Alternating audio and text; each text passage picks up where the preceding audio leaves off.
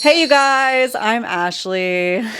And I'm Liz, and welcome to the Besties in the Books podcast mini-sode series. Kickoff! We're back! We're back for a spoiler-free episode today. Yep. So, today's episode's all about dystopias. So, how exciting is that? Are you excited? We're excited. Actually, it's a really interesting topic. That I thought I knew a lot about, and I don't really. Like, now I know more, so that's great. I feel like now we know more. But, it's to kick off our Hunger Games episodes. Like, that's what this is about. If you guys have been around for a while and you've maybe gone through some of our other mini-sode series with us, you know that we kind of have a theme, right? Yeah. And so, like with Harry Potter, we had a Satanic Panic theme. And with Twilight, obviously, we just had like a vampire lore theme.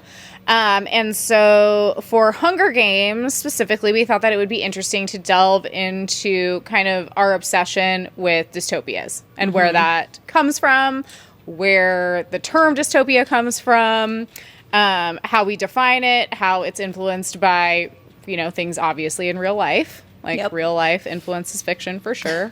And this is all in anticipation of Sunrise on the Reaping coming out, which we will be reading with you and then doing a mini-sode about as well. Yes. So join us. Excited. So just in case you guys didn't know, so this is our kickoff to the mini episode series, but our first book episode about the Hunger Games book 1 will be dropping next week on Friday 2/28. So then you can start going through and actually, in order, finding out all of our thoughts on all of the Hunger Games books. This is a reread for me. I read them originally, I don't know, when they were popular long ago. But this is Ashley's first time reading, so I'm getting all of her reactions. It's so exciting. It's so exciting. Yep. But today we're not going to be talking about specific books. We're just going to be getting into, dystopian themes and why they're so important to us. And, we asked you guys on social media to give us your 2 cents. So we'll be sharing a lot of your guys' ideas too, which I think makes this episode super special because you guys sent in a lot of them, which was great. So that's pretty much what we're going to be diving into today. I wanted to give a brief summary of some of the articles that I used to do all this research.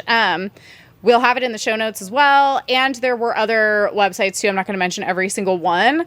But if you guys are curious about my sources, I got a lot of information from the Columbia Journalism Review, an article called Dissecting Dystopia by Meryl Perlman. Dystopian Fiction, A Brief History by Yvonne Xiao. I don't know how to say that, on Electric Lit. I got a lot of info from the British Library, The Fear of Dystopia by Mike Ashley. Obviously, our tried and true Wikipedia. I do want to say that I did get a fair amount of information from the good old encyclopediabritannica.com. Love it. Yeah. So, not quite going over to the old encyclopedias. I don't know who still has those, but they do have a website. My in-laws do. A whole shelf, a whole row. Nice. That's great. Yeah. Next time you're over at their house, you should go look up Dystopia and see what that one says. Because I'm sure, obviously they probably have to update it all the time. And then I did get information from AmericanAristocracy.com and the New York Times, among other sources. But those were kind of the majors. Yeah. So, first off, why don't we just give a little update on where we are in our Hunger Games journey? Yes. How's that going for you right now? Where are you at? It's going great. 10 out of 10. Spoiler. I love it. Yeah. We did Harry Potter. We had feelings. We did Twilight. We had, feelings. And then we have some feelings for Hunger Games. So there you go. Where are you? I'm doing Mockingjay, which is the 3rd book. And I think I'm like 30% in. Okay. Yeah. So I'm just a little bit past you. I want to say I think I'm right at the 50% mark in Mockingjay. Yeah.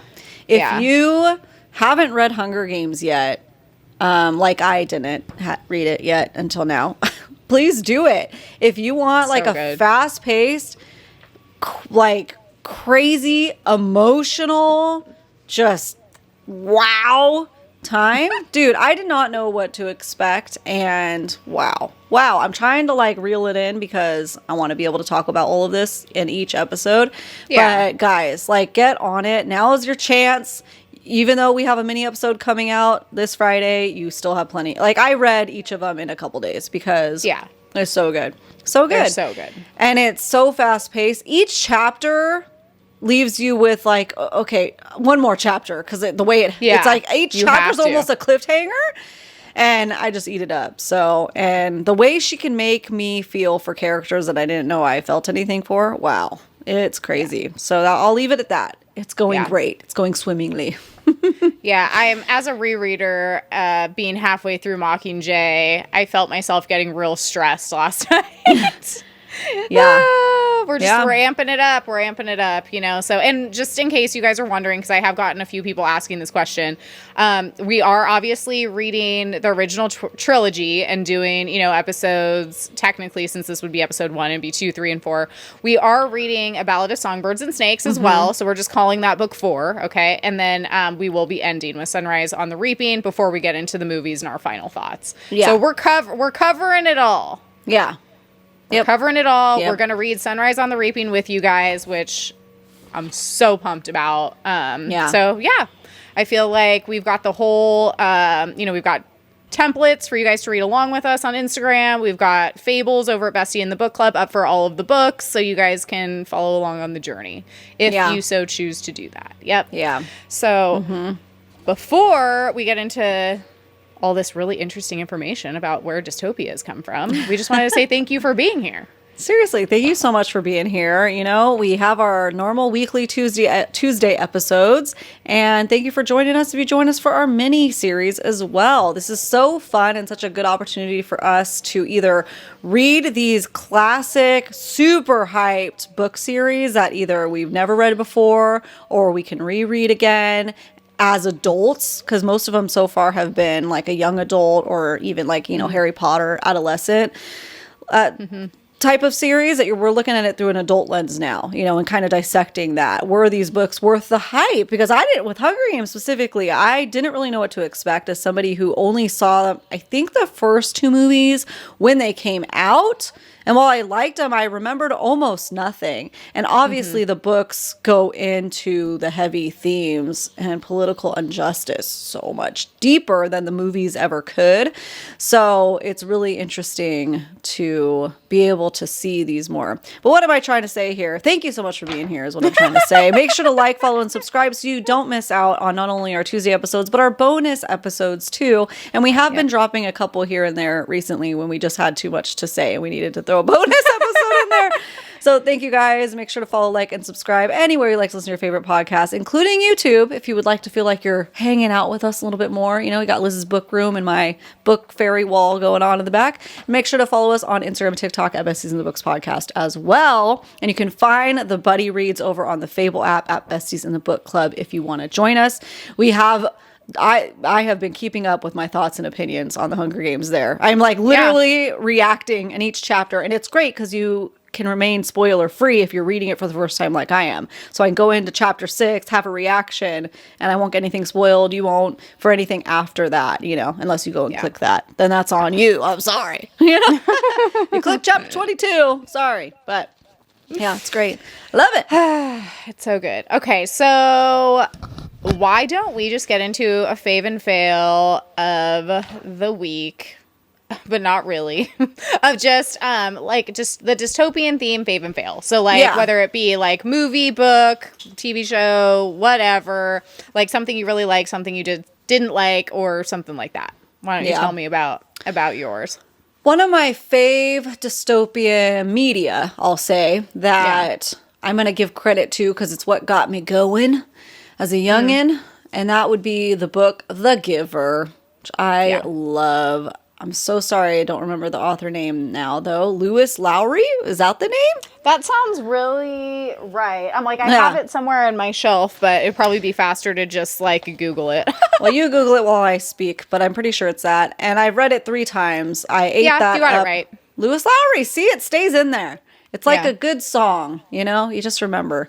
So you can not read it for 20 years and still remember the author's name. There it so is. obviously that did a number on me. I remember that's probably one of the first books that I ever read that it made me have an emotional reaction, like crying and like feeling like couldn't stop reading it. You know, it was one of those books. It was a Books That Made Us. It made my top. Yeah. And because we did a Books That Made Us series. If you haven't seen that yet, we did middle school and high school. We still need to get back to college age group there, but we haven't gotten there yet, and talked about that. So that's a fave of mine. I didn't read The Giver because we weren't assigned that at my school, so I didn't read The Giver until I was an adult. Yeah. Yeah, I liked it. It's crazy. I think it's on a banned book list for most states now. It's Oh, heavy, yeah, we'll get but there. it's We'll so get there. necessary. So, and then a fail of a Dystopia media that I consumed was I read World War Z, which is like Oh, a zombie I never read that. apocalypse. Obviously, that is very dystopia. I would say adjacent, but most of zombie apocalypse it's apocalypse is in the name. It's a dystopia almost kind of situation. So I loved the book, and it was so well done, I thought. I read it on my honeymoon, which wasn't a good choice because like I'm reading about zombies and crazy stuff. But so the movie came out very shortly after, and they ruined it completely. Everything was changed. Like all the heavy themes in there were changed, and it was just Brad Pitt killing zombies. And I'm like, this was terrible. Yeah, I want my money back. I didn't read the book. I've heard it's really good though from a lot of people. I should read it. Yeah. I did see the movie and kind of thought nothing about it. I was just kind of like, okay, and then just moved on. You know what I mean? Yeah. I wonder if that it's somewhere. I have the book somewhere here, but like I almost wonder if that ruined that author's career, the movie, because it was so, you know what I mean? Like it like took the wind out of the sails because you get picked up by a studio and they just ruin it. Like everything. So what a bummer. But you don't really like zombie movies and books and stuff that much. So I don't know if you would love it.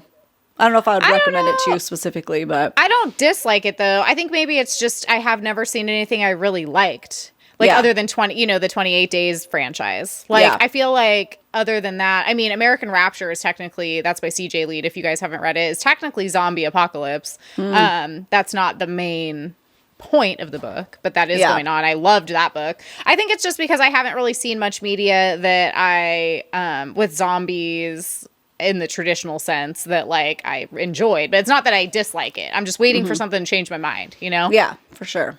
So maybe if I read it, I like it. I don't know. Yeah, maybe. Just don't ever want to watch the movie again. Ugh. Yeah.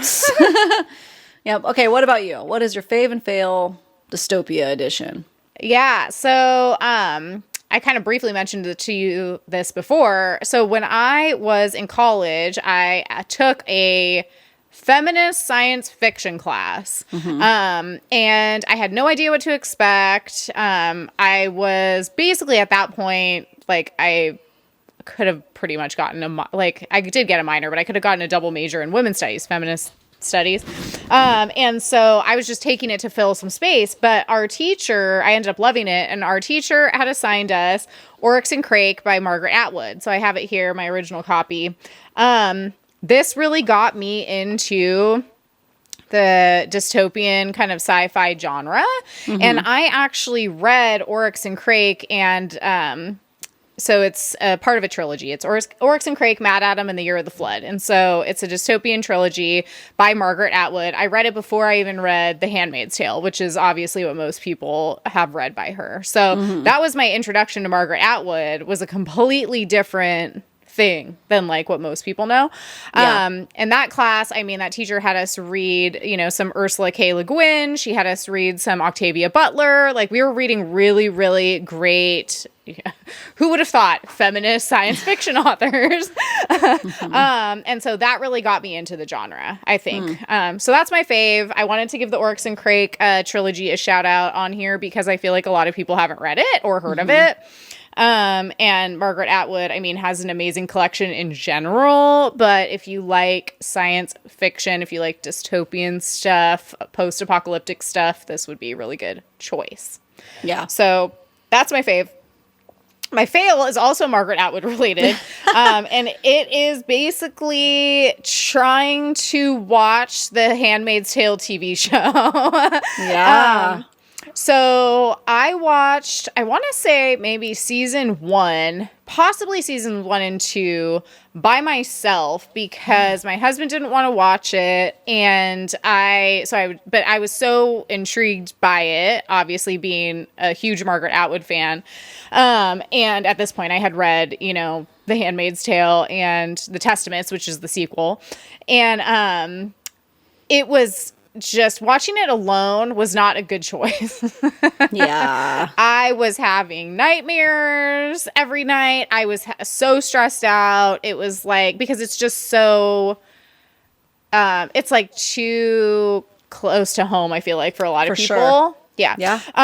And so that was my fail. But then, we turned it into a fave, I guess, because then what ended up happening was I asked, my sister and our other good friend, Racinda, if they wanted to just start having a girls' night to watch it. And we would watch the episodes together. And I feel like that really helps because then it's like you can talk about the episode and process what happened with other people and not just internalize everything.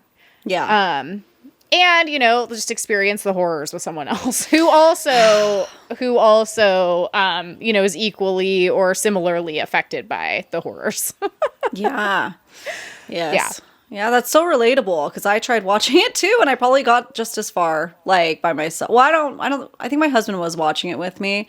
Obviously men have a different lens than we do. Much different. So yeah, it was so heavy. I had to stop like when I think a few episodes into season 2, I want to say. Because it's one of those things, like you want to watch it because it's so good, but it's too close to home. It's too scary of like, we're not that far off. I think a lot of people could relate to that feeling while watching this. Like, oh, women haven't had rights for that long, guys.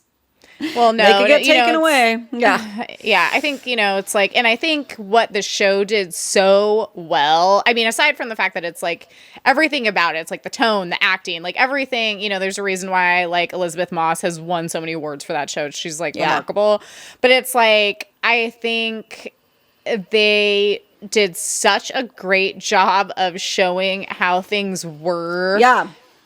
Previously to this, post-apocalyptic or whatever you want to call it situation, this dystopian situation where everyone is kind of thinking things like, how are we letting this happen? What can we do? Our rights are being slowly eroded over time. And then it just gets real fast.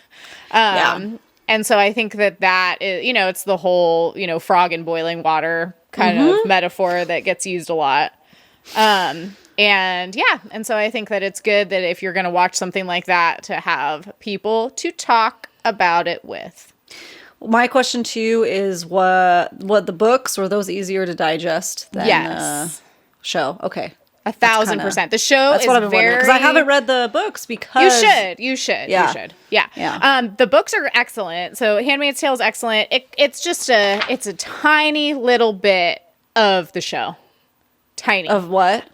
Like the book is like the tiniest little bit of the show. The show goes off on way crazy tangents. And The Testaments was also really good. And I haven't heard a lot. Like even when it was newly out, I didn't really hear a whole lot of buzz about it. But that's the sequel to The Handmaid's Tale that came out, I don't know, 8 years ago or something like that. I don't remember how long ago, a while ago. But yeah, so I would suggest reading that too. They were definitely way easier to digest. The show's extremely graphic. And so I think that's a big part of it's scary. It's every woman's worst, or a lot of women's worst nightmare. I think that's the thing. And seeing it on TV in a real way is really scary. So yeah, anyway, that was my fail. Was trying to watch The Handmaid's Tale by myself. Yeah. But the content I think is important. And I mean, if you don't think that you can watch it because it's too gory or graphic or explicit or whatever, then the books would be a really great option, I think. For a lot of people. Mm-hmm. For me, trying to watch it, it was the themes that were just obviously like the overall issues with what's wrong with that world in not even like the gore or the graphic. Like barely remember any of that. It was just that feeling. It's kind of like for me, it's not a good comparison. But remember when I tried to watch Hunger Games? Remember when I tried to watch Game of Thrones and it was just like too much? Too much. That's just like, the horrors persist in front of my face. So that's kind of like that terrible, icky feeling after watching it, that it's just like, I can't continue on. This is terrible. Yeah. I feel like it's good to just like process it, talk about it, get it out, and then be able to move on. Whereas when I was watching it alone, I was just like ruminating on all the ideas all day, Yeah. And that's not good. That's not good. Yeah. Yeah. Totally. Okay. So honestly, Hunger Games could be doing that to me, but because we're reading it all together, it's helping. It's different. It's a different experience. Is. Yeah. Yeah. It is. I agree. I think that it's important to read about things like this, and we'll find out why here in a second. So the first thing that I wanted to kind of go over was, we put it out there on social media. We just asked you guys, what do you think of when you think of a dystopia? Like just anything, just like throw out ideas and we'll just list them off. And so, as far as media goes, you guys, obviously said The Hunger Games, The Handmaid's Tale, the Shatter Me series, Divergent. Someone actually mentioned Oryx and Crake, which I thought was really cool. Yeah. Maze Runner, The Uglies, Mad Max, Fallout, 1984, Elysium, the movie, which I've never heard of. So maybe I should look that up. I don't know. And then as far as like ideas go, I thought this was pretty interesting. So you guys, just said teen angst, war, climate change, the pandemic, the healthcare system, the U.S. currently. Zombies, the collapse of government resulting in martial law, oppression, a broken society on the verge of a rebirth or revolution. Broken systems. And then I threw this one in here because I thought it was hilarious. That it just said Theo James. What's that? He's the guy from Divergent. He's the hot guy from Divergent. Well, they have a lovely picture of what dystopia is. Theo James. You show up, he's there. Great. Yeah. And I thought it was funny. I was like, well, cool. Yeah. I'm glad. Yeah. So, those were just kind of like a just spitfire list of like things that you guys, when dystopia comes in your mind, that's the first thing that comes in your mind. So then we decided to ask why you think, it's a little question box on Instagram, so you can't really put too much in there. Why you think that as a society or as a people, we're so obsessed with dystopia as a theme. Yeah. And I think that your guys' answers were really, really telling and really interesting. So I'm just going to go down the list and kind of share what you guys, a lot of you guys participated. So I actually had to narrow it down a little bit, but this is the idea. And thank you. Seriously, thank you guys for participating in those polls and those question boxes when we put them up. It makes it feel like more of a conversation between us and you, as opposed to just us together. Us talking at you guys. Okay, so in response to why you think we're obsessed with dystopias and those themes, this is what you said. And these are direct quotes. So it's fascinating and terrifying to see what lengths humans will go to control others. And these days, ... to prepare just in case. Yeah. Ooh, chills. Yep. It kind of gives hope that life might be okay, that you can recover and be happy in very dark, depressing times. Yeah. So we can attempt to ward off the future or feel better that it's not that bad yet. Yeah. Because we're headed that way. Because it's close enough to real life to feel believable with the hope that we won't reach that level. But what if? Because it seems really, really possible. It gives us hope that our actions can force change. Which I think is a really important takeaway from specifically dystopian fiction. Yeah. Aspects of the settings, events, and characters connect with issues in our lives, even though the dystopian aspect may seem extreme. Totally. Yeah. in part because it gives us hope that the quote-unquote little guy can overcome the ruling class. Yeah, which I think is a huge theme. And most of the dystopia, dystopic books that I've read anyway. Yeah. Because it's something that reads as out of this world but could truly happen at any point. And then the last two were really interesting because they're really similar. They give us hope that we can have a better future. And I think it gives us hope that things can change in real life. And I really appreciated all that insight that you guys had because I feel like it just shows how important these stories are. Yeah. 100%. Really. They can almost be like a blueprint of like, hey, something like this happens, feels like a bit of a guide. And something else sparked what I was going to say about that. I don't know. You go ahead if you have anything to say. Yeah, no, I mean, because I was just thinking of it for myself, because it's like we're posing these questions to you guys, but it's like, what do I think? And I think that's what it is. It's like, it's not just like a cautionary tale because, there's like that popular quote or whatever, like that little factoid about, the Handmaid's Tale that people like to talk about so frequently about how, everything that Margaret Atwood put in that book has happened somewhere in the world, truly, for real, in reality. So, her inspiration wasn't just coming from some abstract place in her own mind, from nowhere.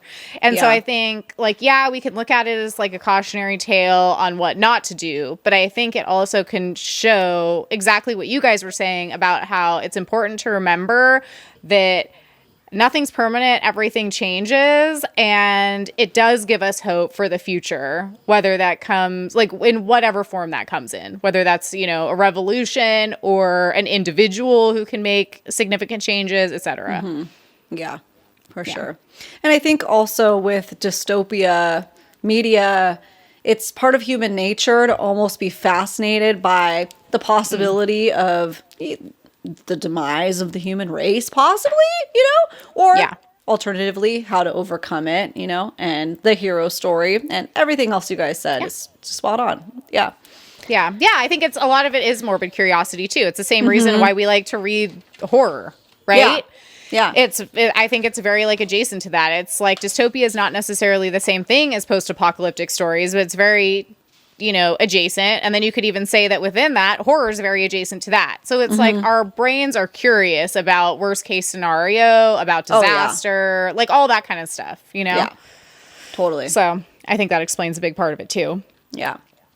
So, okay. So I feel like in order to lay the groundwork for this like Hunger Games journey we're about to go on, in any, I don't know, maybe dystopian books or series that we read in the future, is to understand where the term dystopia came from in general and what it actually means, like definition wise.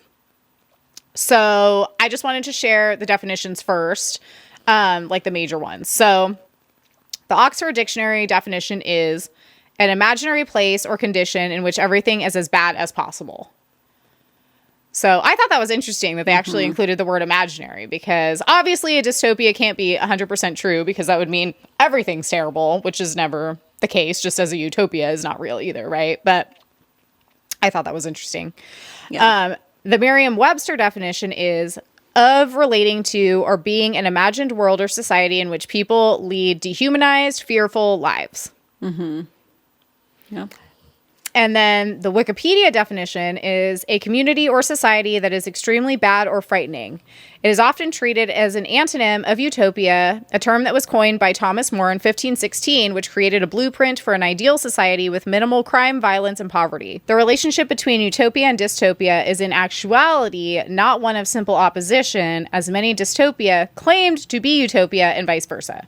Dystopias are often characterized by fear or distress, tyrannical government, environmental disaster, or other characteristics associated with a cataclysmic decline in society. Yeah. So I feel like that covered it pretty well. Yeah. So, okay. So the way that I kind of decided to go through and like pick this apart was for us to be able to understand dystopia, that came after the idea of a utopia, obviously, because it's, as you know, the definition says, it's an antonym for it. It's the opposite. So I basically looked that up and found out that Sir Thomas More wrote Utopia in 1516 and coined the term, fully understanding that they likely could not exist in real life. So the word itself is derived from the Greek word utopos, which literally means no place. So it's like we're defining something that we know doesn't exist. It's something that is this fantastical idea. Mm-hmm. So Sir Thomas More's book is a satire in which there is total religious toleration and where people work according to their abilities and consume according to their needs. There's no poverty or want, no private property, education is free, and there are hardly any laws because people are self-governing. There is no capital punishment, but there are, which I thought this was really interesting. I haven't read Utopia. There are enslaved individuals who are criminals. So that seems a bit contradictory to me, but that would be a different topic, picking that apart. How are they criminals if there's no law?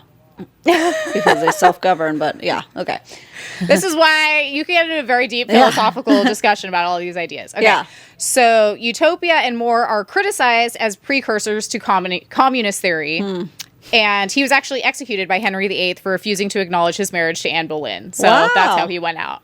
That's crazy. Huh. Yeah. Who's Anne Boleyn, and why was it bad to acknowledge his marriage to her? Well, I mean, I've read a lot of books about her because, you know, he beheaded her too. Oh. So, I mean, we could find out more about that. I'm sure you could Google it. But I just thought that was interesting to find out. That's where Utopia came from. Basic human rights being a utopian concept.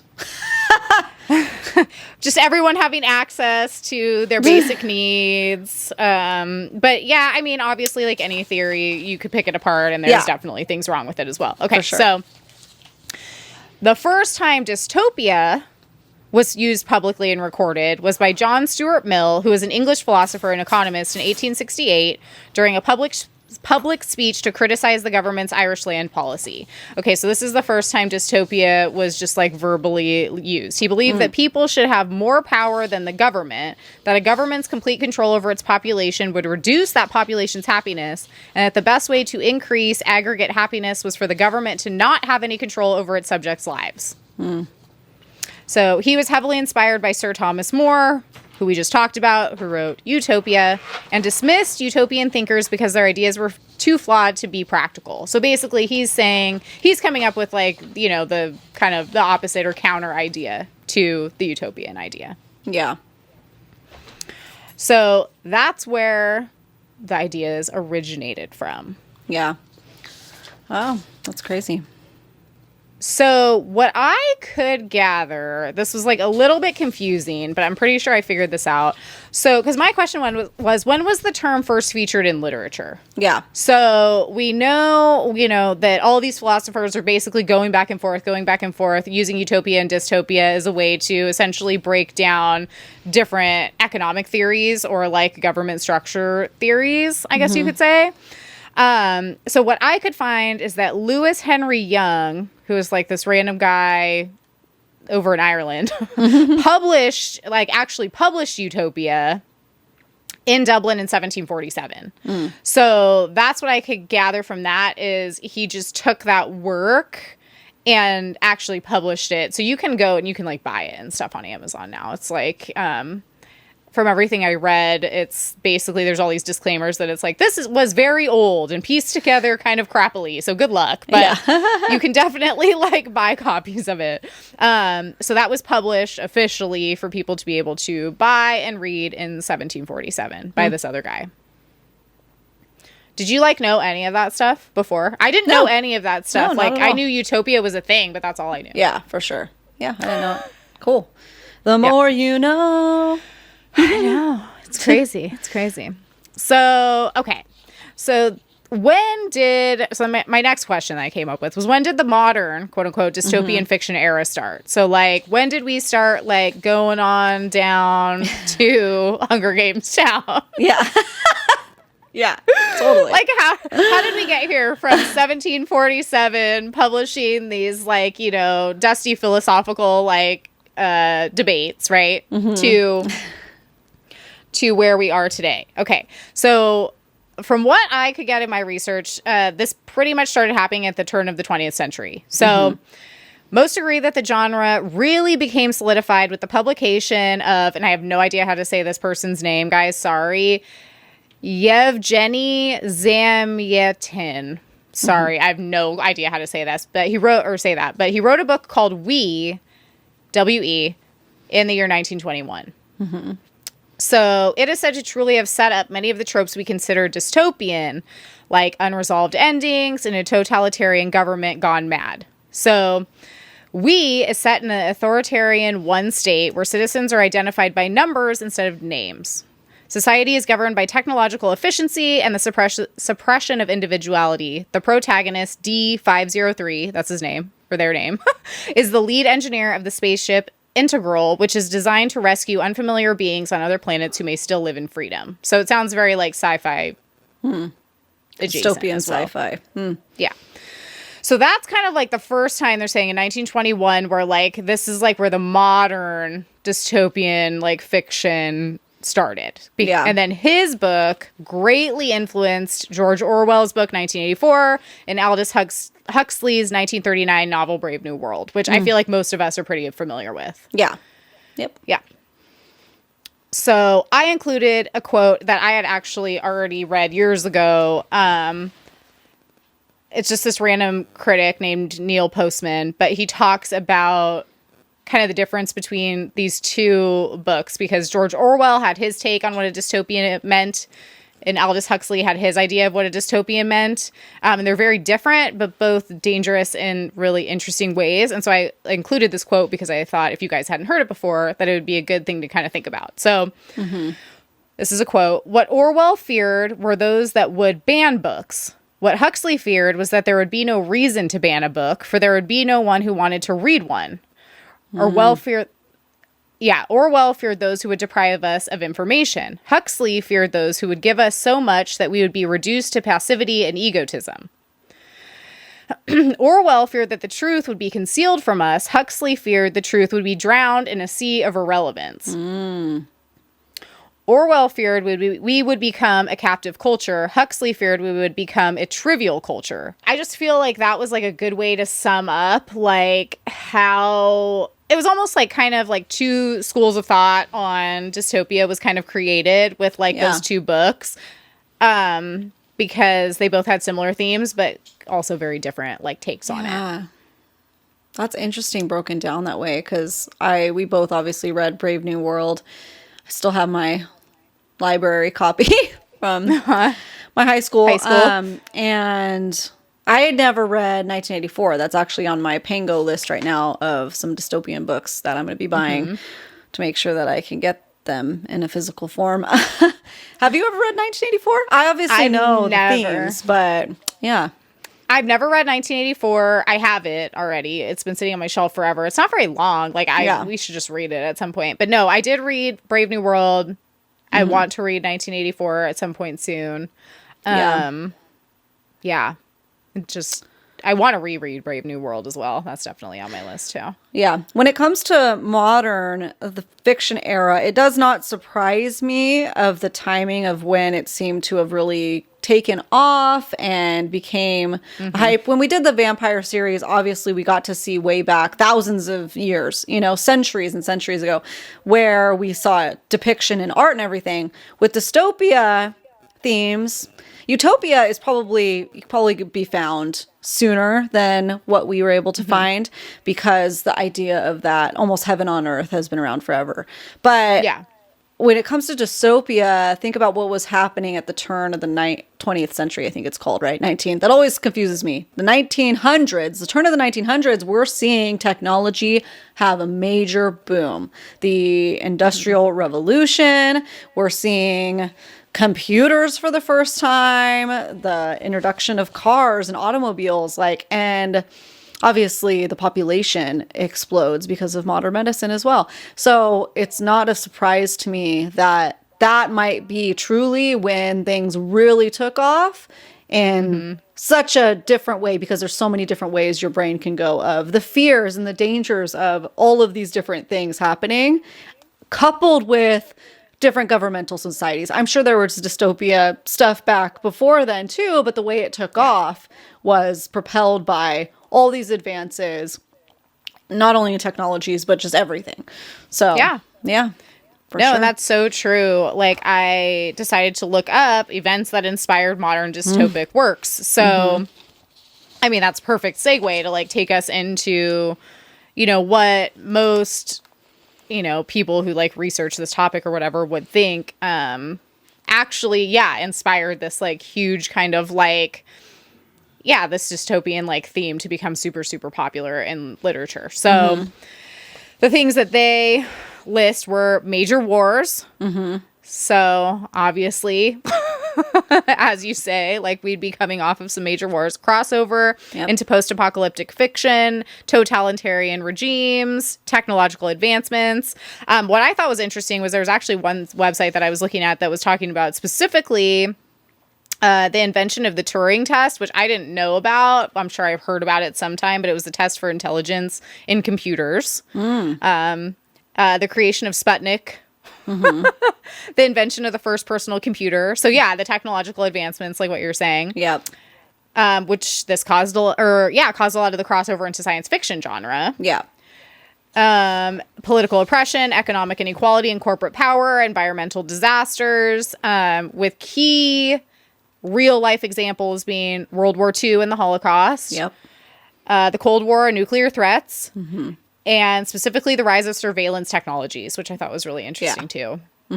Which is a heavy theme, I know, in 1984, that book. Yeah. Yeah. So you end up with books like Fahrenheit 451 and A Clockwork Orange. Those are really obviously well known. And then one of the websites I was looking at was talking about how then in the 70s and 80s, things shifted more from like that whole like... It was almost like everything seemed to be, or a lot of the books with dystopian themes seemed to be really influenced by war, the threat of war, etc., and technology. And then it kind of in the 70s and 80s shifted a lot to environmental crisis. Yeah. And there's a note that I put in here that the Clean Air Act was passed in 1980. So like it's kind of this idea that you know, then you end up with books like The Handmaid's Tale. Yeah. And The Giver, you know, where you do have those environmental concerns as well, or, you know, things that move the plot along. So I thought that was really kind of interesting to look at, that a lot of these things, obviously, like we know, right, come from Life inspires real life. art. Yeah. Yeah. But to actually sit down and like read about it and be like, oh yeah, a lot of people were really freaking freaked out after World War II. Yeah. Makes sense. Yeah. Makes sense. And it just reminds me of the weird, strange movement that's trying to force its way into the book community of people saying books are not political, keep them out. What? Like, did you see what we just listed? They're literally political. But, and like you said, I mean, that's a whole different conversation, because reading in and of itself is political, but like we're couldn't make it clear in this case. Well, yeah, okay. So just to piggyback off that, I made a short list of popular dystopian themes. Political capital is the first one that comes up. Yep. The meaning of free will, fear of the state, unchecked government power. These are extremely political topics. Yeah. And they're some of the most popular dystopian themes. Not just in the olden days, not just during World War II, but literally we see it in things like The Hunger Games. Yeah. Yep. So very, very modern. Yeah. Yeah. So my next question was, how did we get here to our favorites like The Hunger Games? So it's like, you know, we've got all these books that, you know, were coming out that, you know, everything's just inspiring the next thing, right? It's like evolving and moving forward. So we've got, you know, Fahrenheit 451, Brave New World, 1984. We've got all those books. How Animal Farm. I know people talk about Animal Farm a lot. Another one I haven't read yet that's on my list. Yeah.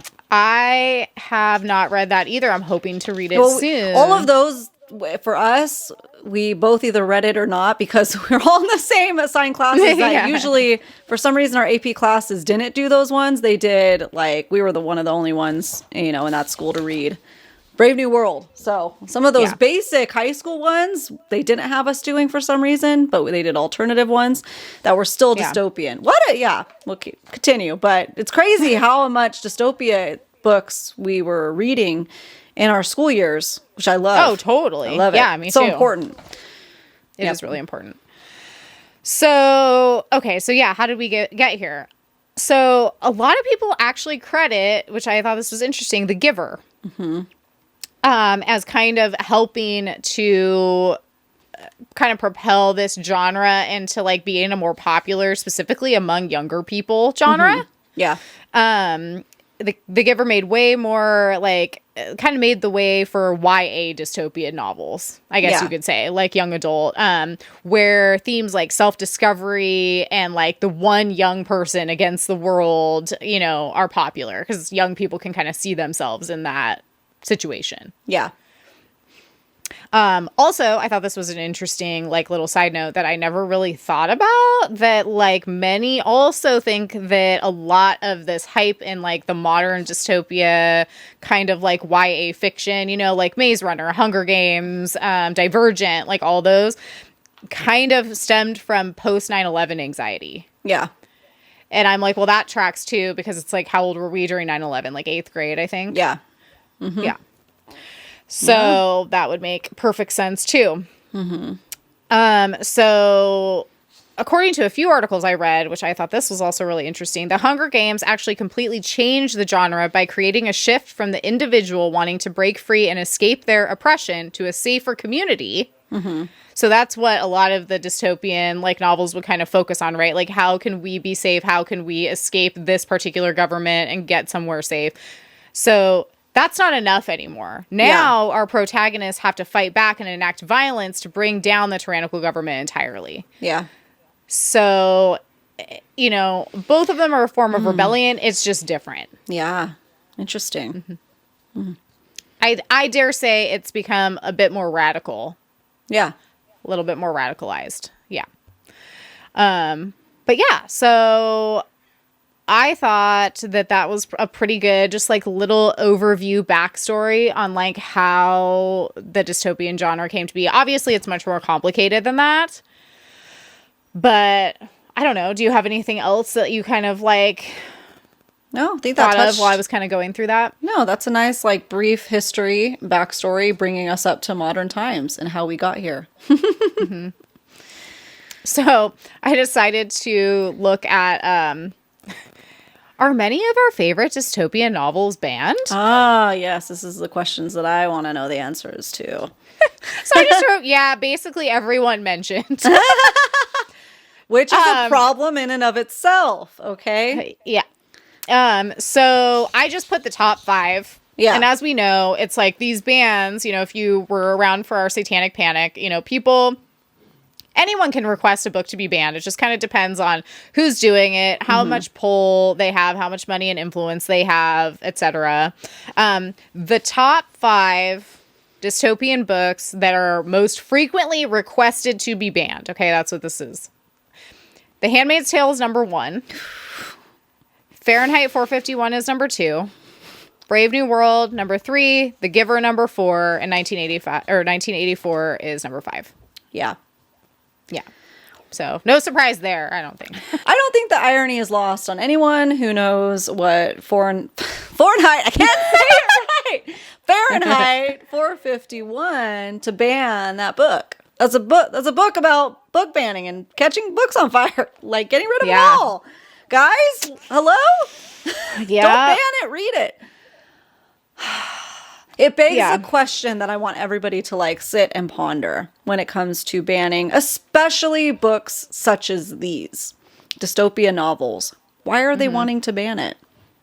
Why are they scared of it? Are they worried that we're going to find out that themes that are happening within these books are currently happening or on a train track of happening? Like, is that warning signs that we need to be cautious of?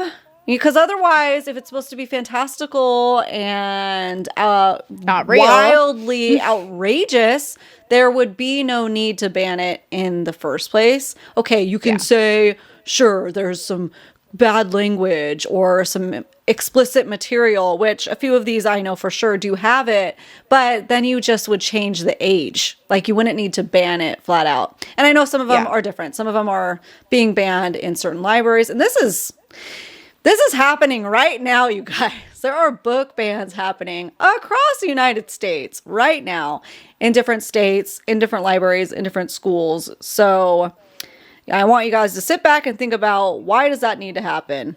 Or why is it happening? Why is it being forced to happen? Why are they so scared? If books aren't political, why would it matter? Why would it need to be banned? That's crazy. Yeah. I can understand reassessing a book and trying to figure out, because we've talked about books that traumatized us. We did a whole episode on that. Books that we felt, funnily enough, are not banned, but were crazy traumatic because they were real life stories, you know? But yet these dystopian, out of this world context must warrant a ban. Yeah. Is problematic. Yeah. Extremely. I agree. Yeah, I was proud of myself. I was like, okay, well, you know, at least I've got all 5 of these in my library already. So I literally, check. I need to hit checkout at Pango because I need to make sure I get these in my hands. Yeah. Yep. So, okay. Why don't we talk about some dystopia? Talk about dystopias in your own lives. What I meant more so was, when was your first recollection of the theme in popular culture? Like, what were some things, like, growing up, you know, that you appreciated in this kind of, like, genre? Yeah, moving past The Giver, because I think that for all of us reading that, because that was a sign back in the day, that was like a big topic of discussion. I kind of want to know, before we move on, I wonder what dystopian books kids are still being assigned, if any, within any of those age groups. You know, I'd be curious to know. My kids are not old enough yet. My oldest is in 4th grade. They are reading Island of the Blue Dolphin. So so that's still getting taught. Good. Yeah. And I am in California, so we are more, what's it called? Progressive typically with our schools, but not that, you know, it's not that, you know, whatever. Extreme as the media likes to paint. So I just wonder, what in these high schools are they being assigned in junior high? I would love to know. Yeah. If you guys have any high schoolers or junior hires or whatever, I would love to know if any of them are reading Fahrenheit 451, or is that like a nationwide, maybe it's not a ban, but they pulled it back. Because I know there are some, like Where the Red Fern Grows and To Kill a Mockingbird, that I believe nationwide is no longer being assigned, which is horrible. Oh, interesting. It's horrible. Absolutely. We need to not stop talking about these things. So, anyways. Or like any of you guys who are teachers. Yeah. Give us your perspective too. Yeah, that would be really interesting. Wish I had looked that up before, but alas, here we are. So within my own recollection of just Hunger Games, obviously I remember it becoming like explosive and took the world by storm.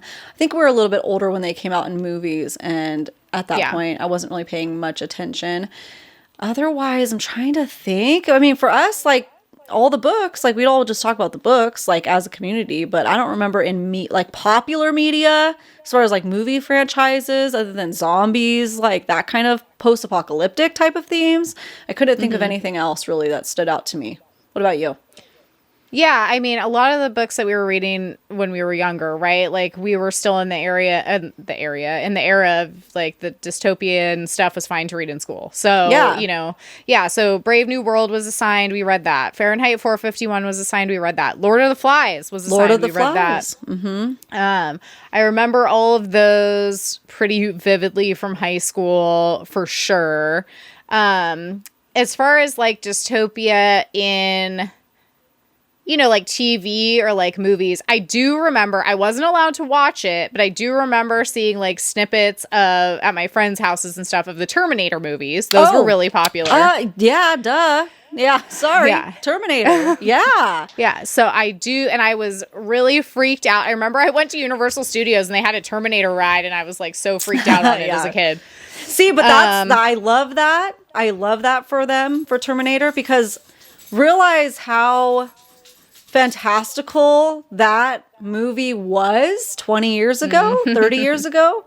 Look at how close that is. And I don't want to sound like a tinfoil hat over here, but look at how close we are with AI right now. You know? Yeah. With the way technology has progressed into robotics. You put those two together, we aren't that far away. The movie I, Robot, even, I think that's what it's called when it came out. I haven't watched it yet, but I want to, because it's I, Robot, right? Is that the one with Will Smith? No, not Will Smith. So it might be the wrong one I'm talking about. Somebody's screaming at me. It's the guy who plays... I'm curious now. It's the guy who does Bohemian Rhapsody. He does Queen. He's such a good actor. Yeah, I don't remember his name. Anyways, so it's that same kind of, concept with robots. I looked up iRobot and just Roombas come up. That's funny. Guys, they're taking over the machine. See, I'm telling you. But look at how crazy and far-fetched, so much so that we didn't even consider it to be a dystopian theme, which was huge when we were kids. Just everybody was watching Terminator. I'm still scared of it. It was like I haven't sci-fi. watched it. But yeah, it's you good. think It's so good. but it's actually dystopian, because it's what if the robots take over the world? iRobot does have Will Smith. Okay, so it's I not don't know that. what movie you're talking about. Oh, dang. I'm pretty sure I saw this one. It wasn't that good. Okay, you look should up the watch guy who plays Queen, Bohemian Rhapsody. Now I'm forgetting his name. Look up his IMDb. Robbie, is his name Robbie? He kind of looks like Bruno Mars a little bit. I know, I can picture him. Yeah. Rami Malek. Yeah. Yeah. Okay, and then he's in like Something some type robot, of dystopian movie. I thought. Unless he is in iRobot and he's the robot. No, I don't know. I think he's like some kind of AI robot. I haven't seen it yet, so I don't remember why this helps us out, but maybe because it's more new. Mr. Robot? Mr. Robot. It gets 8.5 stars. So It's supposed that's good. it's like riveting. Like it's supposed to be really good dystopia, I've but not never even dystopia. heard of it. It's a word of it's a tale of a cautionary tale of what could be not too far from our future. Interesting. I'll have to look at that. Yeah. It won a bunch of awards. So, yeah, I'd say like Terminator also, I feel like sometimes it gets overlooked, but Star Wars, Yeah, for sure. it's like that. I feel like as a kid, it was very like, obviously that's all about a revolution. Yeah.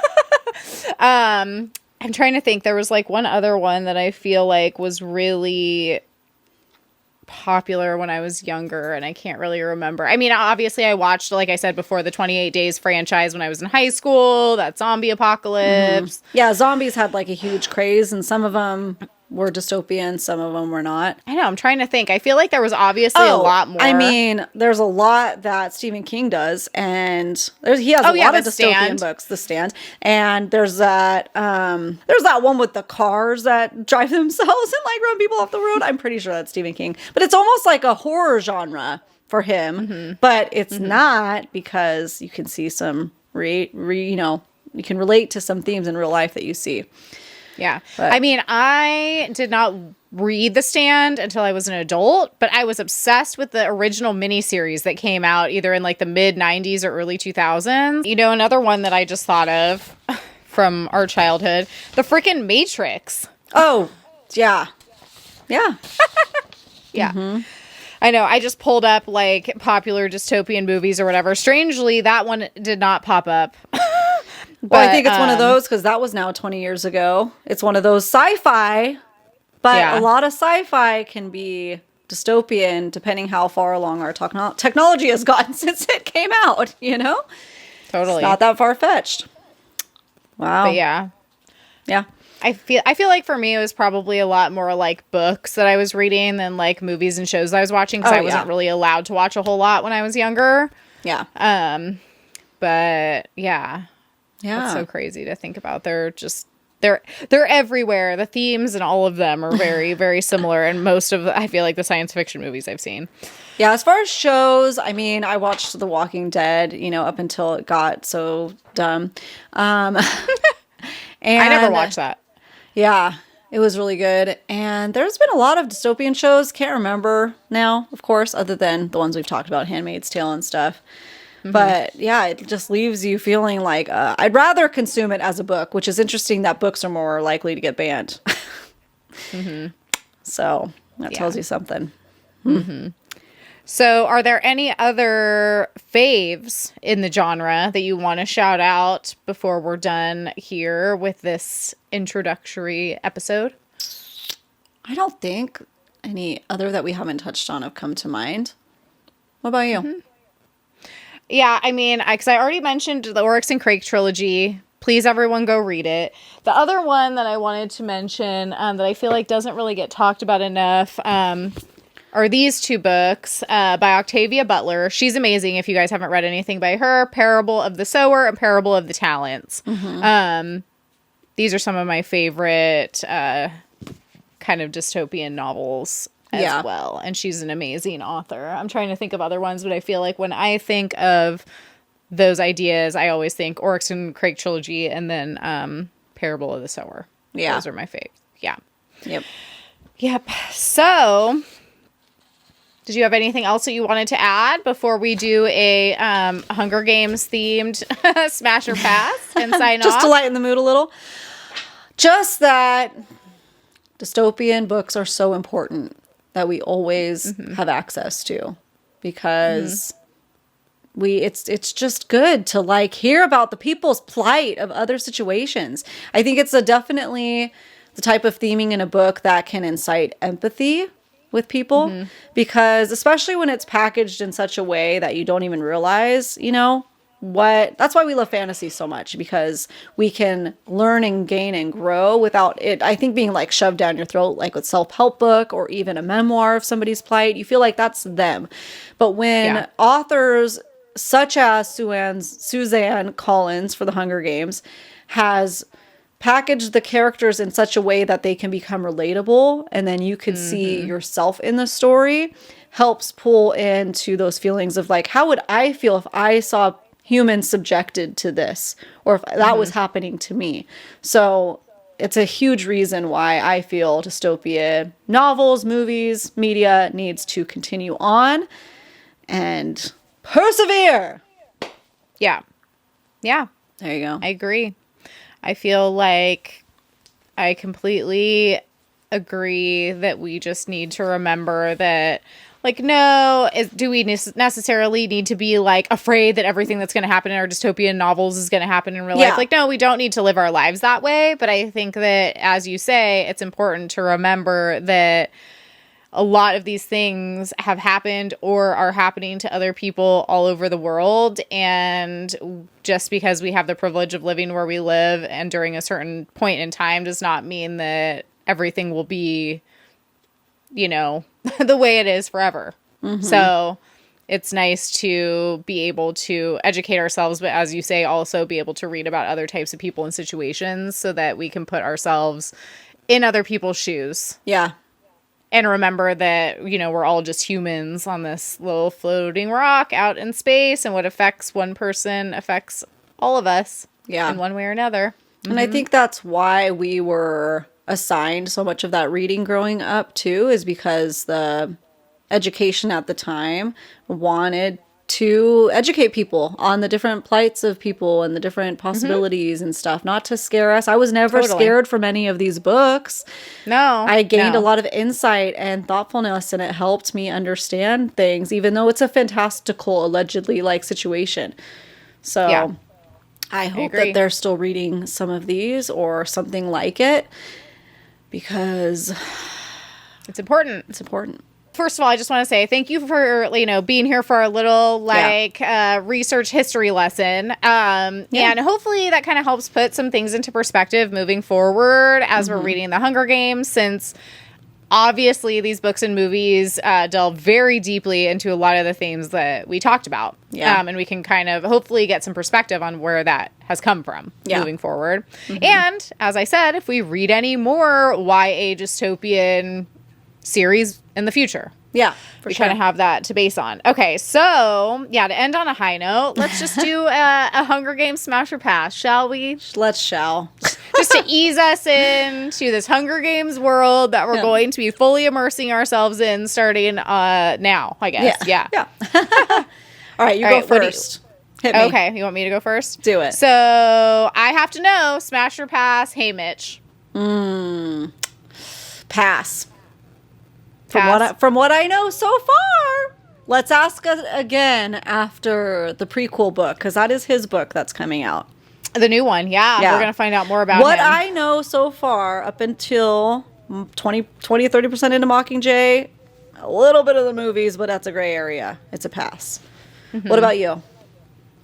I would say pass as well, because of the fact that I think that what I appreciate about Hamish's character is just that he's such a, like, I don't know. It's like he almost has like a big brother, kind of more of like a protector dad energy a little bit. And so to me, it kind of separates it out a little bit. Yeah. Like I don't look at him in that way, but he's cool in a lot of other ways. Yeah, I appreciate his character, but yeah. See, alcoholism for me. I don't know. The alcoholism thing, isn't great, but I try to give him a little bit of a pass because of what he's been through. Yeah, true, sure. You know what I mean? Yeah.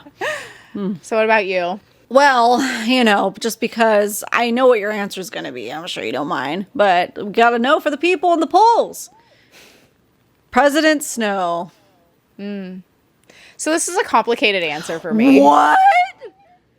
Okay, let's hear it. Well,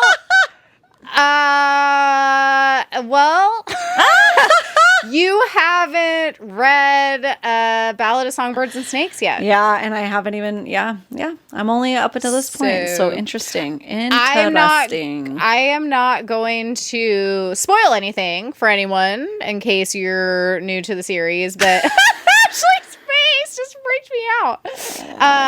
I would say like Sunrise, or not Sunrise on the Reaping. That's a new one. A Ballad of Songbirds and Snakes. I don't know. Have you guys seen that movie? That's a smash. Oh, I haven't. No. We'll watch it. We'll watch it next week. Yeah, we will. Yeah. So President Snow and the Hunger Games trilogy is a pass. Okay. All right. Okay. It depends on his era. It depends on his era. It's a very Tom Riddle-y situation, you know? If you know what I mean? Yeah, true. There you go. Yeah. There you go. So right now, I'm assuming you would be a pass. Hard pass right now. What I know so far. Yeah. Yeah. Dude doesn't have a whole lot going for him right now, but we find out a lot about his past soon. That's crazy. Oh, I'm so excited. I am so excited. That's all I want to do is read it. It's very, very good. Just know that we are sacrificing our Hunger Games reading time because we're making these podcast episodes for you. Liz is researching all morning for this episode. I'll be editing it. So we do this for you guys. I hope you appreciate it. No, we're happy to do it. We love sitting here and talking with you guys about all of this. We thank you so much for joining us. Yep. Yeah. Any last words?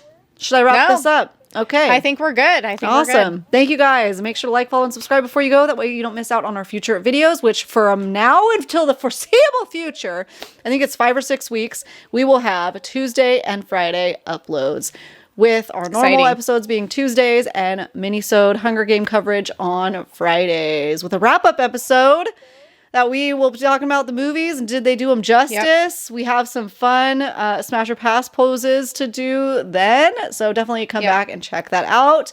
And you guys, we'll see you Friday. We'll see you Friday. We'll see you Friday. And next Tuesday. And next Tuesday. And then Friday and Tuesday. You get the gist. Okay. Bye. Bye.